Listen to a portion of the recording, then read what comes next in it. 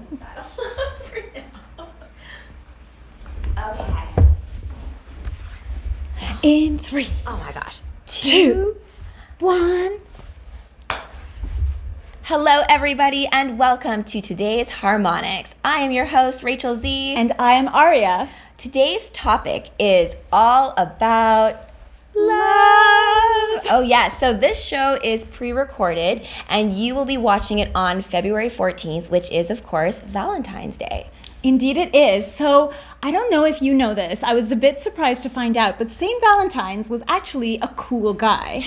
I don't know if he was born on Feb 14th or he died on Feb 14th, but he performed like hundreds and hundreds of unions and marriages that at the time the church deemed not allowed for whatever reason. So whether it was maybe people of different religious sects, like within Christianity or outside of it, or even with different classes. Or different classes. I don't know if this is actually true, but supposedly he performed gay marriages and he ministered love.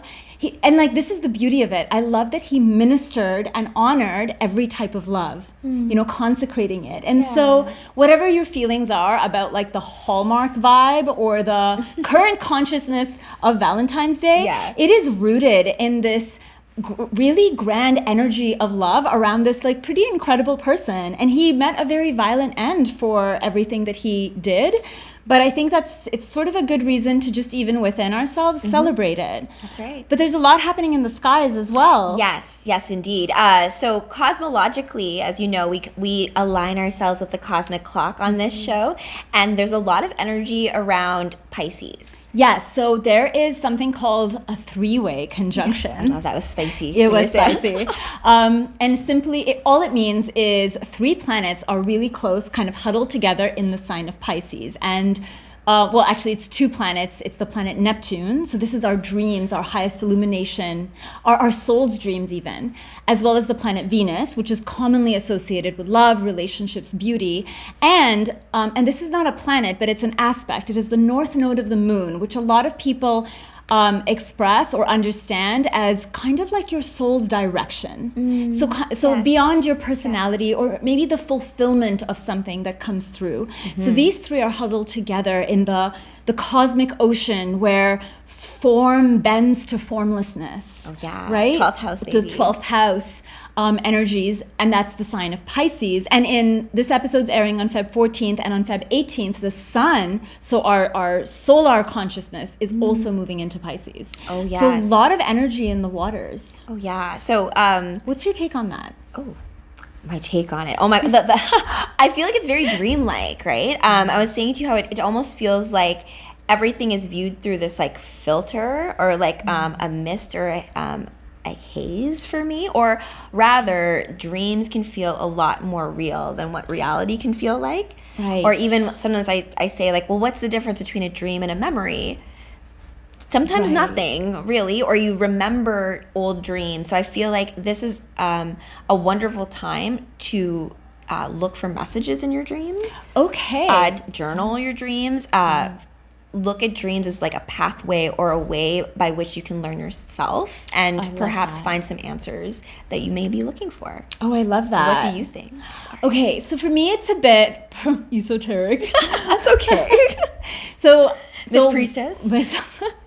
One of the practices that I'm working with right now around these energies or like with these energies is to see if I can actually permit myself. So there's allowance here. Allow myself to dream different aspects of love as if they exist already. So it's like, I guess it's a style of manifestation, but you in our January episode, you were talking about like the wood snake, like the year of the wood snake, which we're in. And I was looking up something about it, and it's described as the year of double yin, because the snake is yin being the feminine aspect in Chinese astrology, and wood is also a yin element. And so looking into almost looking into like the magnetic, the bottom, the depths of the ocean, the depth of the cosmic ocean where it's quieter, you don't have all of the waves and the turmoil above, and seeing what I can allow myself to dream in different aspects, in all aspects of love, and actually maybe I want to say anchor it, but it doesn't, it's so watery and fluid, like you said, so it doesn't feel like anchoring, but it's like, can I be that? And then in being it, become it. And then when we move into the Aries energies, then I can, I don't know, focus on something else. No, that's a great point. But I think what you're saying, like pulling, it's like pulling like the a current, frequency of love. Yes. Right? Yes. Because like in water, right, you have like currents. Yes. And it's not like it's encased in anything. Correct. Or like anchored to one spot. But it's still kind of moving as one. Yeah. Yeah, exactly. And like water as a conduit, and like the Pisces energy as a conduit, that is highly connective, which means a lot of us are connected in synchronicities. Yeah. We're connected in like dream states. Like even just now, we were typing the show notes, and the thing I was thinking, you said. I'm like, oh my right? gosh. Yeah. And we're in the mind meld. We are. And it's super fun, and to deepen that and realize that these aren't one-offs. This is actually us reaching that high soul potential of oneness, right? That we may experience like in individuated moments, but now it's like kind of, now it's like asking us to live this way more. So that is my take on it. I love that. Yeah. Deep as per usual. Okay, so I'm gonna just check this. Because this is pre-recorded, I can have this. Oh, okay. Just to make sure all is good. I would hate for us to like I actually forgot to press record. Oh my God. We do that. No, we're good. Okay. All right, so let's go into the juicy section. Yes. So sit. Okay. So we're both very strong Venus signs. Yes. But as you're also Taurus. Yes. So tell me how you see love through the Venus aspect that you understand. Oh yeah. So the whole relationship. Venus itself. So as everybody has a Venus placement, right? Yes. So there is intel. What is yours? My Venus is in Aries. Where's your Venus? My Venus is in Gemini in the 12th house. Both of us are 12th house, which is why we're like Venus, experts on Pisces. But something to also, I think, clarify as well is that your housing system will be personal to you, right? Yeah. Yes. Based on your ascendant. Yeah. Yes. So exactly.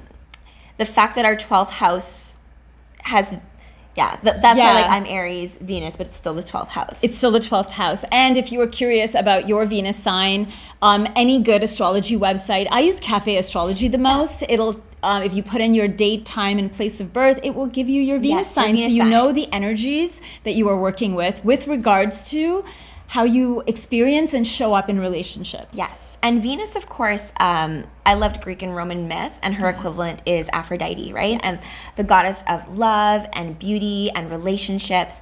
And so Venus, the Venus placement, being a Taurus, my husband's a Libra. Yes. We're both ruled by Venus. So things that have to do with like art and succulence and like warmth and like good food and like date night and bubble baths, like all of that stuff is also like Venetian vibe stuff. And we connect on that in our love on a regular basis. But that being said though, Venus in Aries, I've noticed is very childlike in nature. So like me playing video games is a way to show love, teasing people that I love. I've noticed that that's all like kind of like Venus and Aries kind of personality types. Yeah, what to ignite and spark and stimulate. Exactly. Yes, so it's also a matter of realizing that your way of loving someone who's receiving that love may receive love in a different way. Like for example, I don't know if Venus in Gemini means that you like professing love like with words at all. I'll let you speak to that. But as an example, let's say someone likes to receive love in the form of love notes or to be told that, but a person loves to give it in like hugs. Yeah, exactly. Or like cooking you good food, which is what a Taurus would kind of do to show love. Right. But it's just a matter of like realizing our different love languages and maybe perhaps how they can kind of connect. So yes. And you know what? It's funny that you talk about love languages. When that book came out, I found the conversations people had very interesting. It was like, my love language is touch, so you need to now touch me. And I was like, I don't think that was the point of languages. Right? The point of any language is like we both learn each other's so that we can speak five languages. Yes. Exactly. Yeah. And we can read each other. So it's and I find astrology is often maybe used in a divisive way. And so one of the things that like we also wanted to include, though this episode is, you know, probably more focused on like juicy, sexy, romantic juicy, love. sexy, lovely love. But what influences that for so many people is our family, you know, how we learn to receive another person's love. So if you grew up in a house of abandonment or something like that, that's true. That is the pattern or dynamic that you learn. And unless we all do some great healing work, we just carry that alongside us, right? So warped, distorted, toxic, conditional, manipulated, transactional. We pick up all of these things as children, and then we sort of unknowingly enact it, and then have experiences that entrap us or dissatisfy us, or we are trapping someone else. And that's super hard and sad. And I feel like, you know, to get to know, this was massively healing for me, to get to know and understand how my Venus and Aries play in my chart. Gemini? Sorry, Venus and Mars.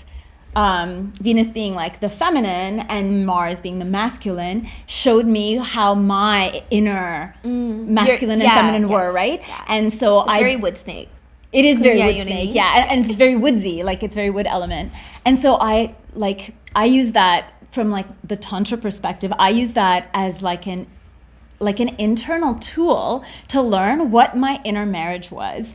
And I remember, actually, I went through a course this summer, and they were like, your inner feminine is meeting the inner masculine for the first time. And I was like, this is going to be a sexy date. It was not. It was like bitter bickering, like an old married couple. And I was mortified. And I'm like, oh no, if this is within me, then this is what I'm unconsciously projecting out. And so all summer, I was like, all right, this needs to be healed. And now it's in a much more different place, which is amazing.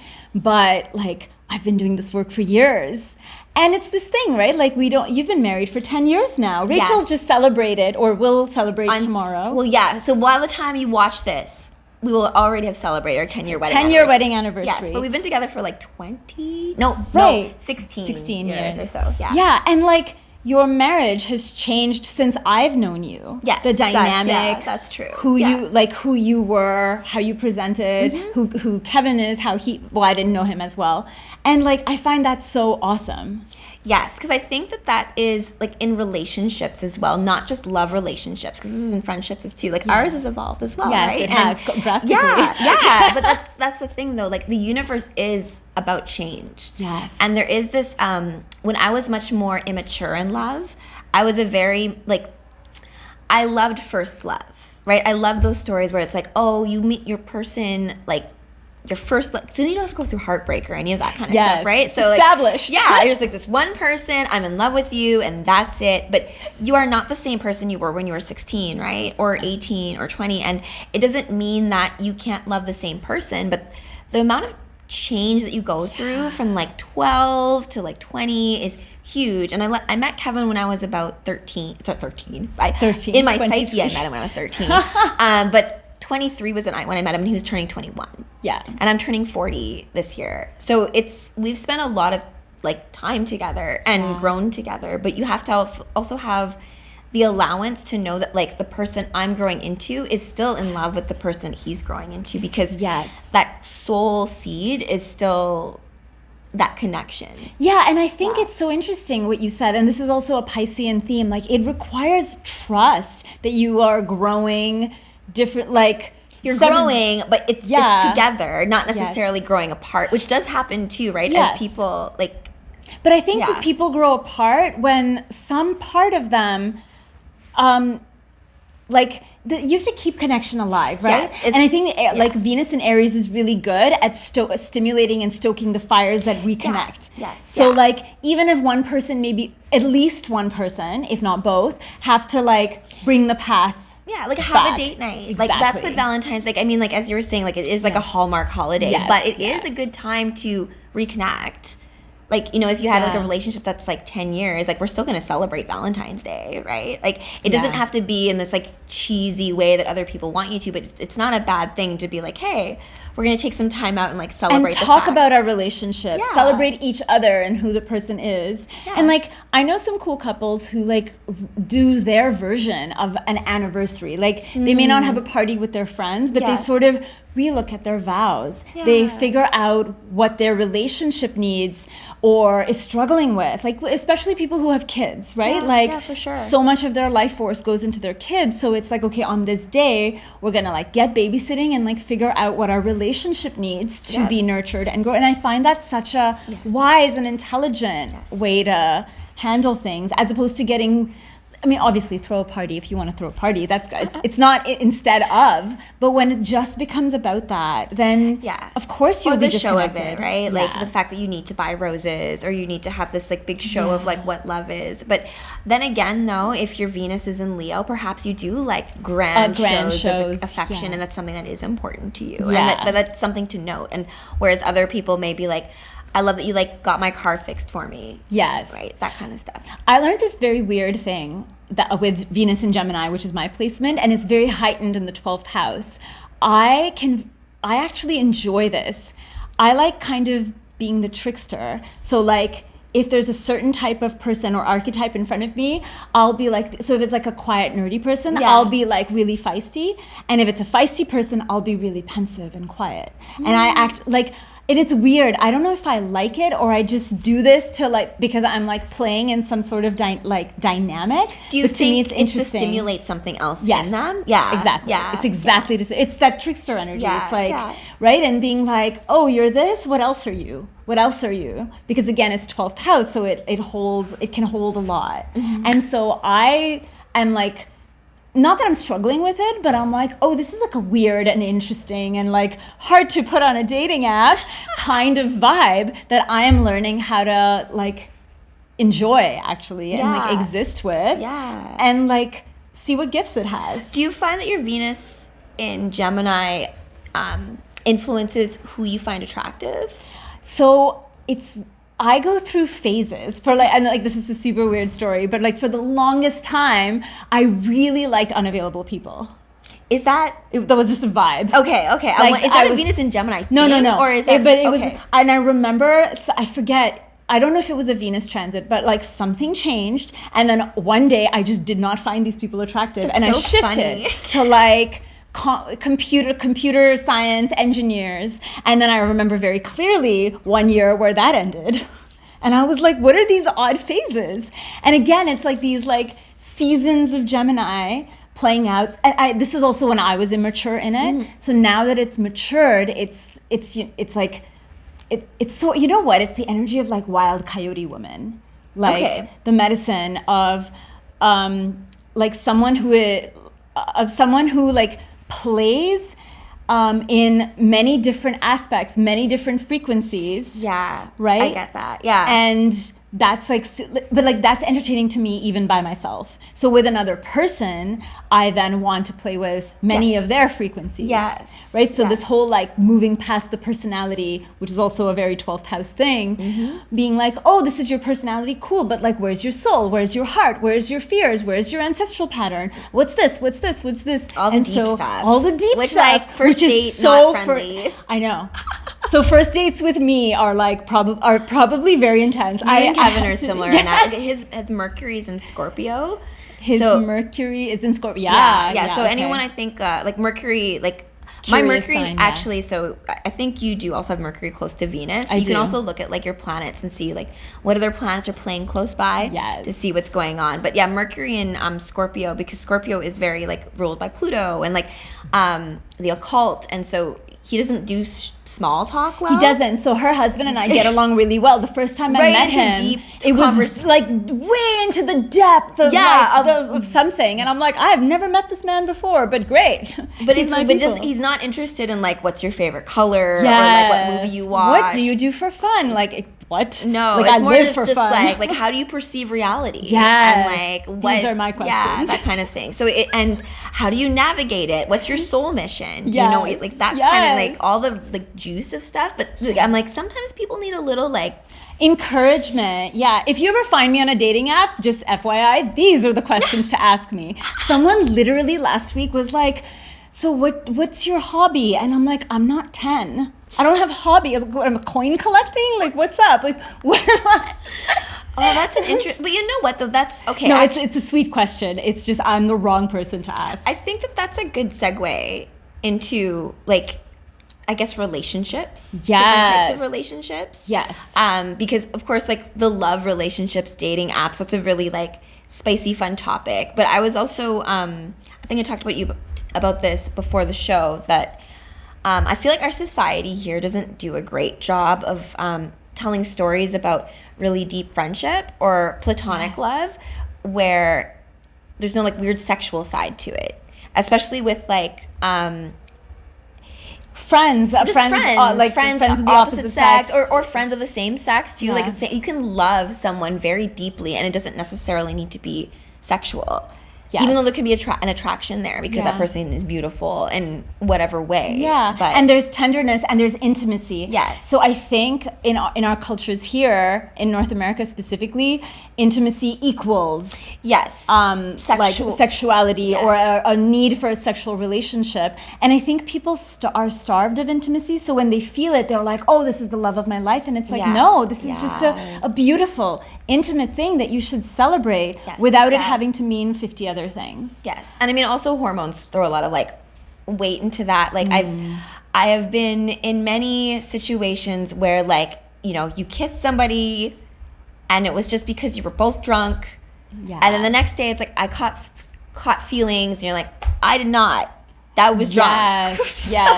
Yes. The saga of unrequited love. Yes. Actually, Yes. yeah. Maybe we should go through all our little loves. Yeah, we made a list of all of the loves. So unrequited love was one. Star-crossed lovers was another. Thwarted love. Thwarted love. Okay, have you had thwarted love before? Like, You know- it just sounds like someone gave you a poisoned apple. Thwarted love is it's very Shakespearean, right? Yes. Because yes. Shakespeare has like comedies and tragedies, and thwarted love, like I always think of Romeo and Juliet, like politics. Twelfth Night. Have you read Twelfth Night? Twelfth Night, with yes, Viola with the twins, and yes. and the idea that like the girl twin dresses up as a boy twin Yes. because the Duke wants to get this woman, but then the woman loves the twin, the who's twin, a girl, yeah. but scissor. But Yes. Channing Tatum was in a movie with Amanda Bynes. She's the man. It was supposed to be a remake of Twelfth Night. Oh. Yeah, we should watch it. Okay. It's funny. Yeah, no, I've Yeah, never seen yeah. that one. Yeah. So thwarted love, Thwarted love is platonic that. love, Yeah. of course. Yeah, and like it's funny. So I was telling you just before the show. So in many other languages and in many other cultures. Yes. So I grew up in the Middle East. So in Arabic and Urdu. And because these are poetic languages, Poetic key. yeah, but the key being poetic, yes. right? Like symbolism, like it's not Not literal. a literal. It can be, but it's also not. So there are like 12 to 18 words that describe many phases and textures and sentiments of love. yes. So if I just met you or we just made out and we have this like tingling passionate attraction, there's a word for that is different than you went away and now I'm longing for you and lamenting. And that is different than we've been married for 20 years and the cultivated, mature, like forest has grown from the seed of this love type of vibe. Yeah. And they're all different, which is why like when you read like Sufi poetry in Arabic, or maybe it comes through in English if it's a good translation, but they celebrate and they celebrate the whole range of the spectrum of love, including the parts, the madness, the Yeah. oblivion, the Yeah. dissolution of self because you're in union, and then like coming back into the separate identity, and then the loss, and then the rekindling again. Yeah. Right? And like that is why like Rumi is famous. That is why we listen to these now and there's like 1,000 memes, but there's like a richness to that obviously doesn't come through when you swipe right or left. True that. Yeah. That's true. Yeah, because it's like a depth of emotion, because it's like they say you can't, there's no way for me to tell you when you know that you're in love.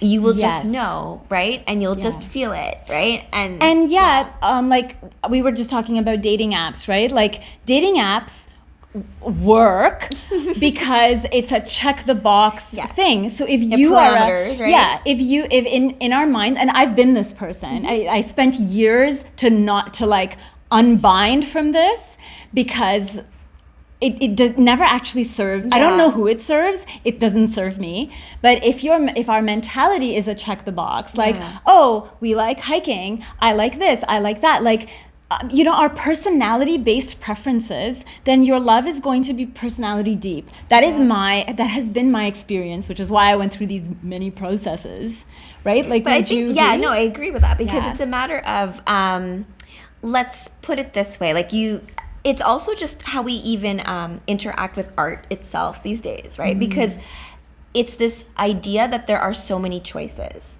So when I went to university, I took English literature and psychology, but for my psychology degree, I had to do a thesis. I had a thesis on intra versus interracial relationships. Right. So I did a study on like first year students. Some like my sister's friends even remember me like coming into their class and being like, I need people for my studies. Yeah. So I had to pick models to measure levels of attachment between couples. Okay. So that I would basically compare couples that were like dating someone of their own race and couples that were dating someone outside of their race. Okay. To compare things like level of commitment, level of novelty, all that kind of stuff. Right. So one of the models is perception of replacement partners. Okay. Dating apps, I feel, but this was before dating apps really were the rage. Yes. But I feel like what's happened with dating apps is that now people have a heightened perception of replacement partners. What does that mean? In the sense of, if this doesn't work, this relationship doesn't work, I can just leave it because there's going to be 5 other people I can mess with, right? So you have this perception of like, oh, I don't have to tough it through tough times. I don't have to work this out. I don't have to like work on myself, because if I just like let this relationship go, I can replace this person very easily. Wow. Yeah, so interesting. there's a model to it. So I think that like it's a false sense of it. Yeah. But dating apps make it seem like there's this big pool of people that exist. And so if, let's say, this individual I'm dating right now does not fulfill all my check boxes, no worries. I'm just going to go out and like find someone who does. And so I think that's a little bit of like something that's happened. That is an interesting notion. Yeah. Oh, that is weird. Yeah. I know, I know, that's a thing, right? And then also too, when I was looking through like psychology, like models on how to even like test these things, it's like you have to judge like what your models, like what you want to use as well in terms of like novelty. And so what I found in my study was that between inter and intraracial couples is that no real difference in terms of like attachment, but I did find that like more likelihood to have kids if you're going to date within your race. Okay. Heightened sexual novelty when you're dating outside of your race. Sure. They have like more passion between those couples. Exotic, I guess. Yeah. And also like they're also they're willing to date outside of their culture. Right. And so there's they're willing to try new things, be experimental, like be more of that in their personality. But perception of replacement partners is also higher in dating outside of your race. Yeah, of course. Right? Because now there's more choice. So you're less committed, right? Interesting. Yeah. I mean, this is interesting, and yet I find it unnecessarily cerebral. Like, to me, when I'm going on a date, I want to feel. Of course, yeah. Right? I want to feel whatever, like repulsion. Not that I want to feel repulsion, but I am, okay, I'll say it like this. I am very connected with my feelings, and like, many people are, and then many people of both genders are not for whatever reason. So if you're a checklist person, maybe your soulmate is another checklist person. But if you right, and like you might have like work on compatibility and all of that. I think the problem happens when like a feeling like emotive person is then across the table with a checklist person. Then it's like super like annoying maybe for both parties. Yes. So I'm someone who's like, I have no idea who you are. You are a literal stranger off the internet. So primarily I want to feel physically and then also emotionally and mentally safe.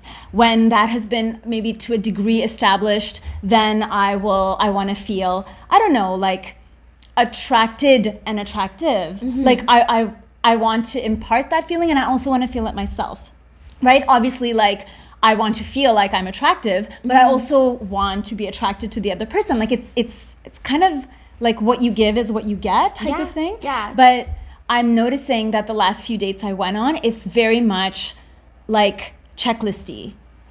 I'm across the table from someone. And it's like, it's not a bad thing. It's just, I can't meet the person there. Yeah. And so I find that, and I'm like, oh. And I have been across the table from someone who's like really emotive, but doesn't have a level of maturity to then articulate said emotion. That's like, that's a good. You have mother problems because you've like talked about your mother for 10 minutes. And like that, like, so there's like, that was like one time. It's one particular example. But I feel like that's you. I think naturally though pick up on all this unsaid stuff. Yes, I'm also in priestess and can school, hear all this and stuff. Like that, like, I do this. They're saying one thing, but you're hearing like all this other stuff. I do. It is a problem. I can already kind of envision like what's kind of going on there. But I know. Then likely you probably want another wizard. But then like how does one find? I'm gonna go. I don't know. You know what? This is the funny thing. Some part of me knows that my person is not on a dating app. They're in wizard school, just like I'm in priestess school, true. right? But and or no, I think that they probably are. But like. You guys are probably not using the right things to even really connect. Yeah, maybe. We're just solving my love problems here, guys. Thank you so much for watching. Like, I mean, it's so interesting because I've been married for 10 years, right? Yeah. But me and Kevin met at the gym, right? Yes. So I first moved to Toronto like way back and like worked at a gym. And like I remember when Kevin was first hired because I always have a sense about things. My friends have always told me this. Like when I know what I want, I will just go get it. Yeah. So Venus and Aries. Yeah, people. I'm like, if a guy is cute, I'll go and tell you you're cute. And like, I prefer to be the aggressor. Yeah. Because, well, and he's Venus and Libra. Sorry. Actually, you're right. Yeah, he is Venus and Libra. He is Venus and Libra. And like, so like, if Aries is fiery, like Libra is, like, if Aries is yang, then Libra is more yin, right? That's true. Yeah. So like, which is also an interesting dynamic. Yes. Wow. Yeah. So, but when we first met, they hired him at the gym. And I remember talking to the other girls. I'm like, oh my gosh, like the new trainer they hired, he's so cute. And then I remember my friend Erica, she's like, he is, but you know, he's too sexual. He's like, because Kevin just gives off this vibe, but I do that. I do too, though. So I looked at her. I'm like, what? I'm like, that's so funny. I'm like, is this a that problem? Is not the vibe I get off of him at all. Kevin so many years later. Yeah, but like we were babies at the time. He was 21, right? Right, and course. I was 23, and I was just like, okay. I'm like, I don't see the problem with I don't see the problem so with like that. whatever. And because we also, when me and Kevin first met, like he was turning 21, and I remember he invited me over, and then I remember texting my sister, being like, I'm going over to this guy's house for his birthday. Give me some advice. And she's like, what was it? No one buys the cow if you give away the milk for free. That was her advice? I think that was, no, I was asking her, tell me. Okay. Like, make sure that I don't give away the milk for free. Okay. Make sure he buys the cow or whatever. Anyways, I gave away all the milk and the cookies and everything that night. So anyways, but that being said, so I slept with Kevin the first night. Yeah, first date. And he also told me he loved me the first date. After he did it. Yeah. He's like, I don't know. He's a very loving, he just told me, he's like, I love you. And I'm like, and I looked at him, I didn't say it back. I was just like, oh. But I wasn't freaked out. Yes. And so that's usually, because I have had like love declarations and literally like have this feeling like, I need to run. Yeah, I was like, not safe. Oh my gosh, no you don't. That is like, so sweet. I will be over there. Exactly, right? But this, I'm like, okay, I'm not there yet, but like, I'm not freaked out by it. But like, you know what? I feel like, especially amongst, I'm sure men have an equivalent of this. I wouldn't know. But amongst women, we violate our own emotional safety very often. Yeah, and we sure do. Right? And like for like 1,000 reasons we do this. Yes. But it's like, you know, when for whatever reason, some voice in your head tells you to run and you ignore it because, oh, you're already here. Yeah. Or you might as well just finish it. And I was like, you know, even across the nicest guy, you are basically saying, I'm not worthy of boundaries. So even if like the guy is the most amazing person, that like we create, like as creators we create that. And that was, I think you also had this pattern at some point, so did I. Like it is common when we're younger. It is. And it's a beast to unwind. And again, like there's like just tentacles going along there with things, right? And you don't want to hurt the person. There's like deep like ancestral, generational stuff there, right? And so like it's a whole journey if you're ever looking to go on it. Be prepared for the ride. But should we move to our other section? Yeah. The Heartstorm. So the Heartstorm. We have a little like a title card with like yes. We'll think of something. So Heartstorm is basically normally with lives it's a more interactive, like an audience section, but feel free to comment though. Yes, totally comment. And just leave comments too. So our question for each other and for you is, what was our question? I think we each had one. Oh yeah. Right. Oh wait. Yes. I think the fantasy couple or story. What is your favorite sci-fi fantasy couple story? Sci-fi or fantasy? Yeah, sci-fi or fantasy. Yeah. Or just any, like your favorite, like your couple. Yeah, like a love story that you really resonate with. Yes, that is a much better way of putting it. That just came to me now, though. Yes, so what is yours? Oh my gosh, I was going to say Wuthering Heights with Kathy and Heathcliff because I read it when I was in high school, and I just remember also too, like my English teacher, Miss Paterniak, who was awesome, and just her way of explaining like that love, and the whole concept was like Emily Bronte, who wrote the book, grew up like not like there would be no way for her to know what this passionate love felt like in real life experience. So where did it come from? It's because us as human beings, we already have like this sense of what it would be like to love the wild, love the darkness, and that's what Heathcliff represents in Wuthering Heights. This idea of like this uncontrolled passion for something that is like dangerous and like dark, but also because they are a reflection of you. Yeah. And like, that quote, like whatever souls are made of, like mine and Heathcliff's are the same, and that connection. So that's mine. Yeah. Yeah, it's actually similar with Lady Chatterley's lover, right? Like, because Lady Chatterley is like the woman of the house. I forget. Did one of the Bronte sisters write that too? You might be right. Yeah. The three Bronte sisters. Yes. So it's similar. Lady Chatterley's lover is her gardener or like gameskeeper, right? And like, and he's like super nice, and he's far more interesting than her husband for sure. And there is this like wild untameness to him. Yeah. And they're actually like, he's learning to read or something like that. And there's like a really lovely resonance. I do love that. Okay. My favorite couple is probably Aragorn and Arwen from Lord of the Rings. Love that too, though. So not only like their arc in the movies, but also I discovered this in one of Tolkien's books, The Silmarillion, which goes, and there are other books as well that goes into the ancestry. And like, this is a weird thing about love to love, but I love the ancestry of love. So you get to see like all the past lives, the 14th, like 14 to 24 generations of like the parents of parents and parents. And at some point, like if you trace them back far enough, for Arwen and Aragorn, they're like some version of their ancestors had this like great love story of their time in the first age. Yeah. And then like 2,000 years later, in the third age, when Lord of the Rings is, Aragorn and Arwen are like come together, and then so that's the seed and they're the flower. Oh, I love that. And I was like, oh my God, like I went nuts with this. You know what? The thing also to Arwen and Aragorn is like the love of like an elf and a human.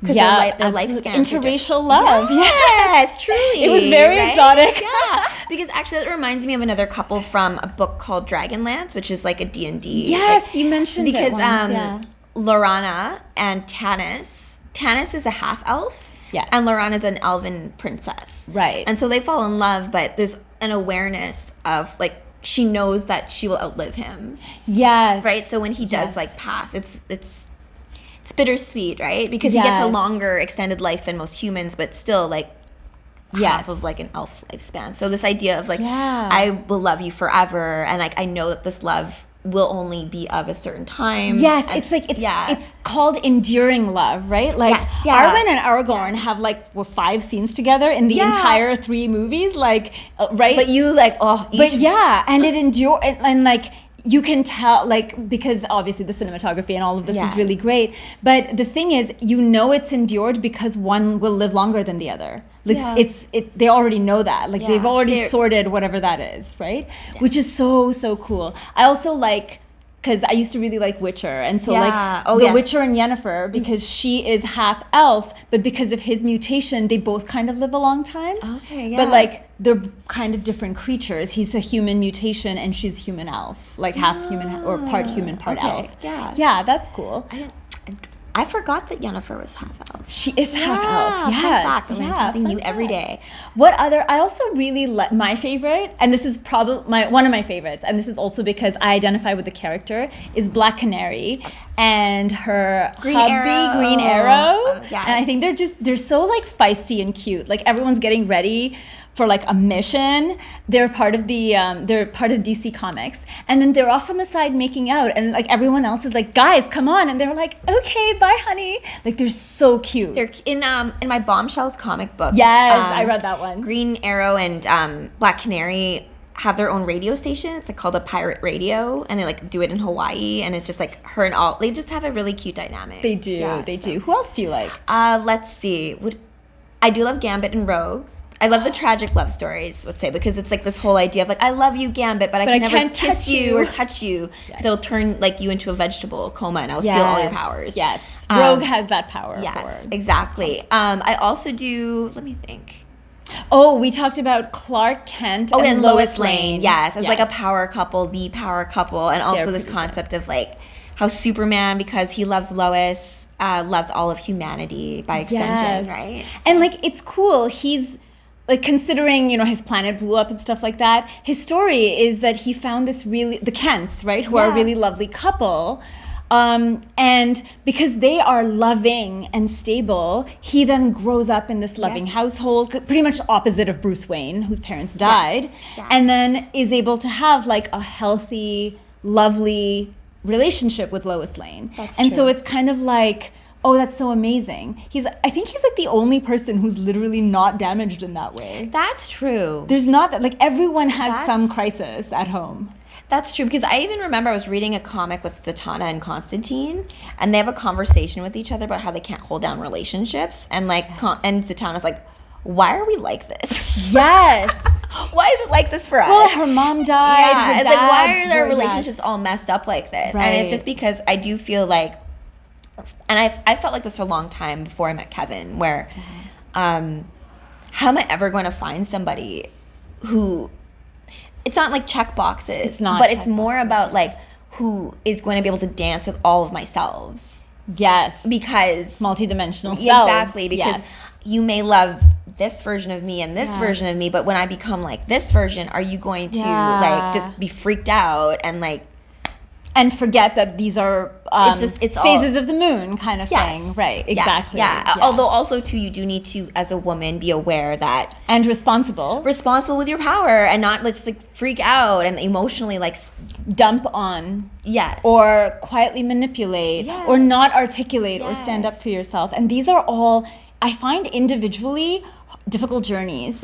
And so, and yet we all have to take them, because in the end we are responsible for the relationships that we create. And we are responsible for the relationships that we experience. For sure. Exactly. So Heartstorm, I think in terms of story, we don't have you guys live. So we can't read your comments out loud. But was there anything, other stories? No, but like who's like your guy? Oh God! Oh yes, our crush. Like your crush. Oh my gosh, Captain America. 100% dumped. Yeah, seriously. No, 100%. Yeah, like the guy just shows up because I think we were like talking about this before, like the love show, right? Like, because all the check boxes, all the stuff, character profiles, all the stuff on paper, it's all about like in the moment when the chips are down and you're back. Like, there was a scene in this show called Silo. I recommend everyone watch it. It's like this dystopian future. It's good anyways. There's a scene in there where there's these two friends and they've started to become lovers, and they're about to go up against, like, fight against these, like, enforcement things. Okay. And it's, like, going to be a losing battle. And she's behind him, and he's about to go in. He's like, and he says, like, are you with me? And she says, always. And it's that. Yeah. It's, like, always. Like, Always. you don't have to, like, loyalty, and I have your back no matter what, even when Yes. things get tough. Yes. And when, like, the chips are down, I will be exactly who you know that I am. Yes. And just Yes. yeah, and do it. And to be that for another person. It's like, to me, that's also like, when I was younger, I would be like, I want to be loved and la la la. And one of the big things that helped me was realizing that, like, I am the love that I am. So, like, what love am I giving? It's very powerful. Right? Wow. Yeah. That's And, very like, powerful. the entire, it's almost like the physics of that changes how it changed, at least for me, how I showed up. And, like, yeah, no, I so love that. Oh my gosh, I just thought of another couple. Leto and Lady Jessica as a couple. Oh, from Yeah, from Dune. Like, how could I forget? Oh, They're yes. ultimate. I love them. Yes, so for those of you who don't know the little nuance of this, so Lady Jessica is a Bene Gesserit and is part of, like, the sisterhood of the Bene Gesserits who do all of this, like, you know, very specific, like, everyone is supposed to marry a certain person, and you're supposed to have plans within plans, genetic code, what babies are born, and Bene Gesserit can choose whether or not they have females or male children. Exactly. And Jessica married Leto as she was supposed to, and she was supposed to have a female daughter. But because of her love for Leto, I guess he wanted the son, right? Yeah. He just wanted to have a son. I think wasn't he also the only, anyway, whatever. He wanted a son for whatever reason. So she went against her, like, sisterhood and gave him Paul Atreides, which is amazing because that's why we have the Dune movies. Yes, yeah. And it's because, like, love, you can't just... And they do have such a sweet relationship. Cut short, but very sweet. Yes, and I think it's also, like, Jessica knows on a level what she's doing will destroy things, which it does. Yeah, usurp everything. And, like, even, like, the Reverend Mother's like, oh, you think you can mother the Kwisatz Haderach? You think you are, like, what do you think this is? It's just, no, I'm doing something because I love somebody and I want to do this for him. And it comes from there, and that's why Paul is who he is. Yes, and I find it so, and, like, this is all of the stories where, like, the families are against the young lovers, and, like, that's the story arc. And it's important to, like, tap into that, like, love is actually more powerful than that. The families can come and, like, beat and kill and war, you know, like the Romeo and Juliet style that then ends in a tragedy. But the tragedy is not of the lovers. The tragedy is that the family chose war over love and stifled something, like, that was blossoming instead of cultivating it. And so I find, like, as part of, like, all of our awakening journey, like, I'm sure everyone, you know, wants to wake up tomorrow and the world is loving and we are with our lovers and there is peace. And actually, in one of my lives the other day, someone was like, you know, why isn't the world peaceful? And my honestly, and I mean this I ask this question to myself all the time: am I that? Am I loving and am I deeply loving and peaceful of all of life's ranges, of all types of people? I am not. And therefore the world is not. Right? No, like, that's a very that is what is required, I think, on an individual level for us to move into the new world. Yeah. Truly. Yeah. And again, I'm not saying, like, oh, like, love. I don't mean love in, like, the kumbaya type light of stage. Washing, love and light washing everything. I mean the frequency of, like, when like your favorite grandparent has passed and you're sitting in grief, or, like, a family member, when, you know, your forest is burning down. This was a big thing. Like, I have some friends in California and the forests and, you know, like, fires and all of this stuff. But honestly, the personal stories I'm hearing are so loving because neighbors and strangers are coming together and helping out each other. And we have those here when there's snowstorms in, like, Ontario part, like, neighbors are digging each other out of, like, their little ice and snow packs. Like, humans come together and I'm not saying we all need tragedy, but when there's difficulty, humans come together. When there's pressure and challenge, we tend to open our hearts more. And I think when we tap into that aspect of ourselves, we can and like that to me is the great medicine of Pisces, right? It's love, the frequency of love that is a unifier, that can that can be a safe space for you to enact your grief and your rage, so that you it leaves you, it passes you, and then we can like move forward and talk, and then I am that for myself, and then you can be that for me, and like we're like that with each other in our friendships, right? And so it's like, to me, that's like the highest amazing, like, to me that's my like north node, Neptune, Pisces. Oh my gosh, coming back. I mean, like, love, like, I think as we like come around to like closing the show and like being like, what is love? What is love? And, like, baby, don't hurt me. But again, like, that song is so catchy, but like true, the though. second line is like, don't hurt me. Oh, true that. Like, it's defensive rather than expansive. Yeah, right? so because to love is a courageous act, right? I had I can't remember where this quote is from, but it really stuck with me, because the quote goes something like, your ability to love is based on your courage to deal with the amount of grief that will happen after it's gone. Ooh. That is a bit of a downer. Because it will always be gone. No, because that's the thing. Like, the because temporariness, one of you will pass first. Yeah. You're not, well, I mean, like, maybe you can leave both at the same time. That's possible. Hey, that does happen. For the most part, though, there will be a life cycle, and there will be an ending. Yeah. And there'll be the next life, we can move on. But there will be a time where it ends. Right. And I've gone through very many heartbreaks where I've listened to love songs and cried into my pillow. I was like, I will never love again, dear diary. Yep, definitely done that. But then also, like, even things like my pet, like Oreo, my cat, who's passed at 19, and this idea of like, maybe you get it, like, even Wolfie. Sometimes I like, of course. You know, I've held him and said, like, I'm gonna be really, really sad when I have to say goodbye to you one day. Yes, you know, and it's just a thing. But you don't not love because you're going to be hurt after. But right? I think that's what happens. So for like we all have heartbreak, and we've obviously all been through bunches of it. But when after the heartbreak, we like armor up. Or like there's like a chrysalis that forms because we're healing. And I think that's good and natural because we have to heal fully. Yes. But when we don't heal fully, that chrysalis turns into armor. And I think that is just undealt trauma. And then it limits our ability to receive and give love.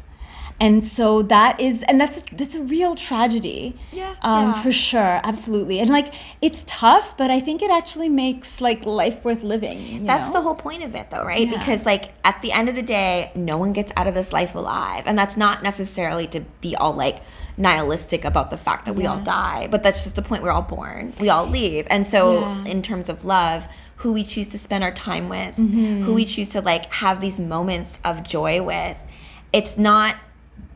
It doesn't all go away just because it's over. Yeah, because they live in your heart. Yeah. And like, I think one of the other energies of Pisces that I appreciate, actually, I think this comes a little bit more from the Tantra lineage. Like, we enjoy union, coming together, because we're separate. Yes. Right? So you actually have to celebrate separation to then truly celebrate union. Because if you're it's like in a codependent couple, for example, if you're always like half enmeshed into each other, the deep joy of coming together is not much, because like you're literally always together all the time, right? No, like, exactly. I'm not saying they don't enjoy it, but you actually need to celebrate separation so that you celebrate union as well, and then the separation, because again, they're cycles, right? Like after Pisces comes Aries, where like from the ocean we individuate back, and like, man, like that's fun, that's life. But that's the dance of everything, right? And like, as you were saying, like there's a time to like not be with anybody. Like before I met Kevin, I was like dead set on like, I'm not going to date anyone for a very long time. And that like did not happen. So it's just being open to whatever journeys, whatever like new experiences may come your way. I do think there's a lot of energy right now that's ripe for dreams to come true. As cheesy as that sounds. And like, so just be aware of what you are who do you want to love?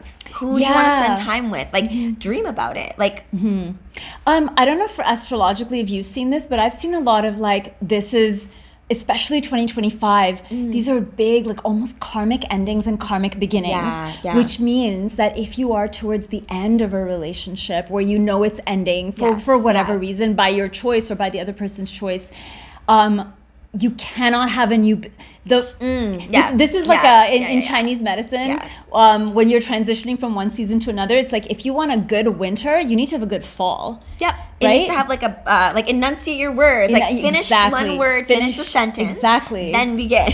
So, investing in a good end just sows the seeds for a good beginning, and at least half of that is in your control. Yeah. In the case of what we let bother us, how much baggage we take, and how much we give ourselves time to heal and acknowledge and just like be human about our pains and our vulnerabilities. Yeah, no, I like that. That is very practical love life advice. That is.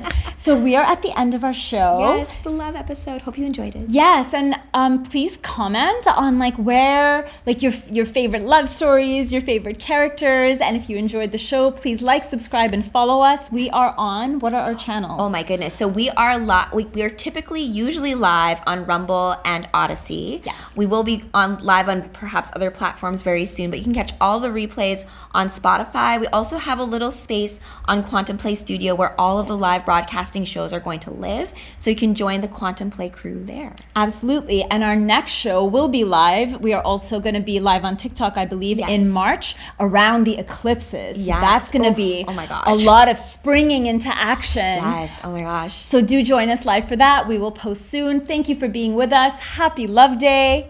Oh, And yes. Yes, and this is Quantum Harmonics signing out. Bye. Bye. Yay. And then I'll have a little bumper at the end, like Do-do-do. You're